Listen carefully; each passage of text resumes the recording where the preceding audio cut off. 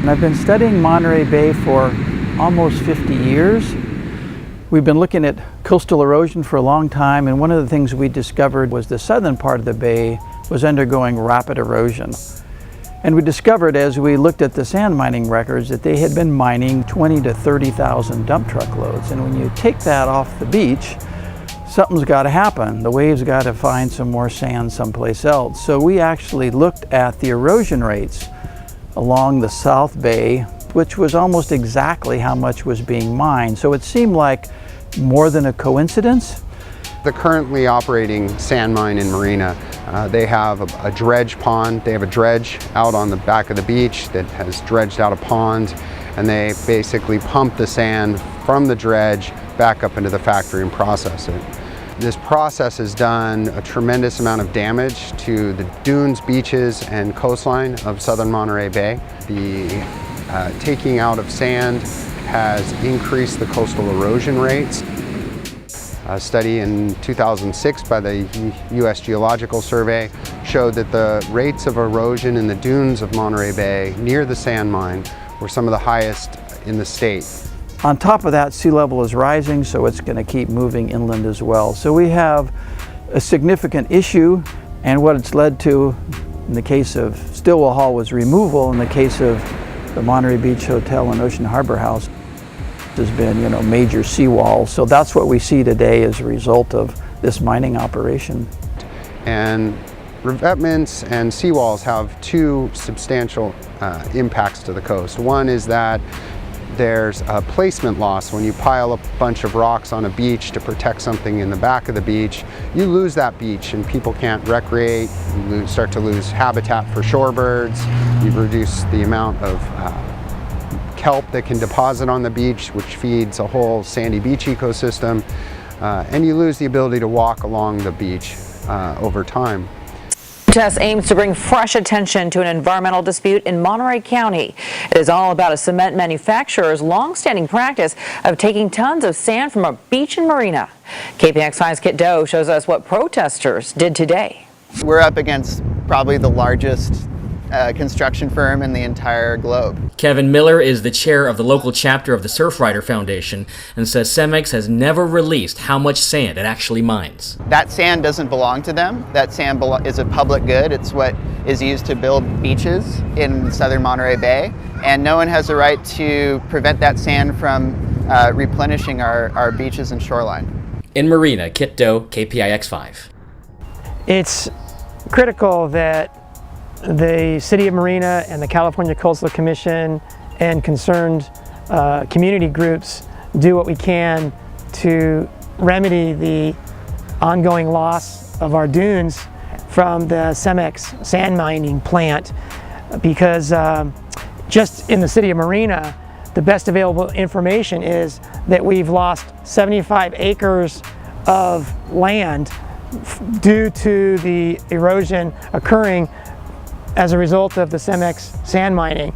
So it's an environmental justice issue that a city with a diverse working class population is losing land to industry that supports a lot of growth and development around the world, actually.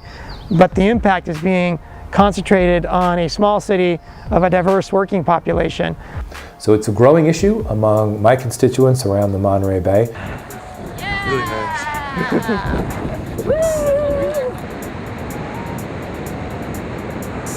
Take a stand! Save our sand! Save our sand!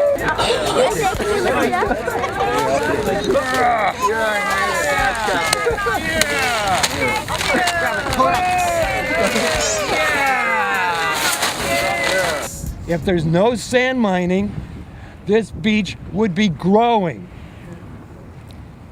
That's the reason it's eroding, and it's the highest erosion rate in all of California. Pump your fist, cease and desist. Pump your fist, cease and desist. I think it's a very important issue that as people who are constantly working to take care of our natural environment, keep our beaches open and accessible to all Californians, in fact, all visitors to California. These are shared resources. These are resources for all Californians. And I know it's difficult to watch that amount of sand leave a particular area every year. So I feel it's our responsibility, my responsibility as a legislator, to be paying attention, to work with all of the stakeholders in this issue, and hopefully come to a resolution sooner rather than later. And then perhaps maybe the greatest cost from the sand mine is the fact that it's going to make adapting to climate change in the area a lot more expensive.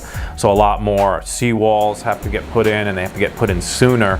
And these are extremely expensive projects. All the kind of coastal adaptation and resilience measures that have to be, essentially sped up, and also at a greater magnitude because of all the sand coming out of the system, again in the many millions of dollars. And so our really kind of back of the envelope estimates made it clear that the costs of the sand mine to the community are just incredibly high. And now I can take that hat off, that academic hat, and talk as a citizen who's lived here for almost a quarter century. And the fact that we have, the only coastal sand mine in the United States is in a national marine sanctuary, and literally responsible for 50% of the degradation of some of the most amazing beaches in Central California. I just think that's just a crazy scenario. And I think the legal issues are pretty clear now that this is not it's not legal. I've read enough to know that I think the Coastal Commission's action to shut down the sand mine is warranted. I think they should expedite that. A simple engineering calculation finds Cemex is mining at an annual rate of approximately 380,000 cubic yards per year, which is over a 70% increase above what was previously reported. This is a violation of the Coastal Act by significantly increasing activity without obtaining a permit, piled on top of all their other violations without permits. This amount of mining will result in a loss of 14 acres of coastal land annually. This is assuredly the largest anthropogenic impact on all the California coast. This impact has a simple mitigation: close the Cemex sand mining operation now. Thank you. Thank you. The question then obviously will become what happens to that land, whether we conserve it, whether we develop it, whether we add it to state or regional parks in a way that the community feels is most appropriate for all the work that's gone to protect the Monterey Bay area. One of the things that I think we should all be concerned about is the beach is really a public resource, for us, our children, our grandchildren. And in the case of this Cemex mine, we are actually hauling off 200,000 or 300,000 cubic yards of sand a year. It's a public resource by a private company which is selling the sand to make a profit. Is that right? I don't think so.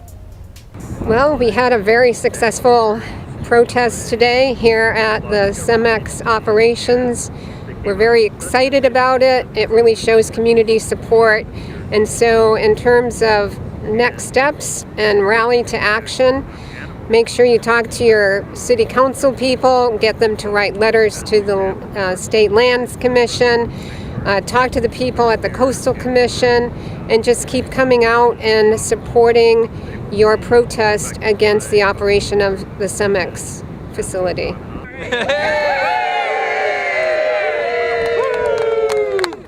Close it down! Great!